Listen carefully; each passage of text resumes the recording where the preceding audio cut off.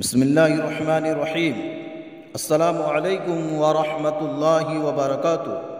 محترم سامعین کرام، آج میں آپ حضرات کی خدمت میں پیش کرنے جا رہا ہوں عثمان غنی رضی اللہ عنہ کی سخاوت۔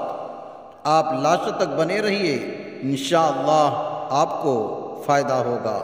تو چلیے آج کی بات شروع کرتے ہیں۔ اللہ رب العزت نے جن صحابہ کرام کو دنیا کا مال دیا، وہ دونوں ہاتھوں سے اللہ تعالیٰ کے راستہ میں خرچ کرتے تھے تاکہ اللہ کے یہاں زیادہ سے زیادہ رتبہ پائے۔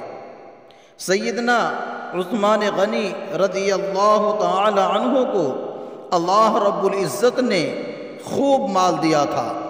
ان کے دل میں مال کی محبت نہیں دی تھی، وہ اپنا مال اللہ کی راہ میں خرچ کرنے میں کبھی دریغ نہیں کرتے تھے۔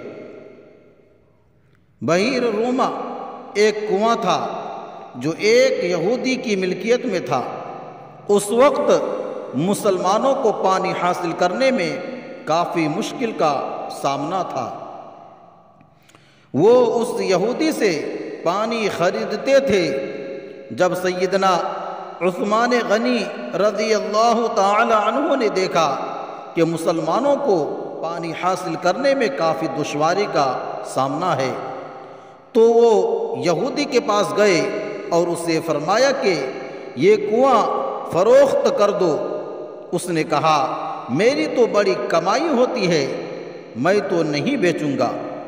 یہودی کا جواب سن کر سیدنا عثمان غنی رضی اللہ تعالی عنہ نے فرمایا کہ آپ آدھا بیچ دیں اور قیمت پوری لے لیں۔ آپ آدھا بیچ دیں اور قیمت پوری لے لیں۔ وہ یہودی نہ سمجھ سکا۔ اللہ والوں کی پاس فراست ہوتی ہے۔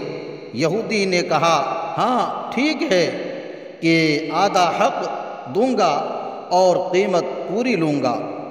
چنانچہ اس نے قیمت پوری لے لی اور آدھا حق دے دیا اور کہا کہ ایک دن آپ پانی نکالیں اور دوسرے دن ہم پانی نکالیں گے۔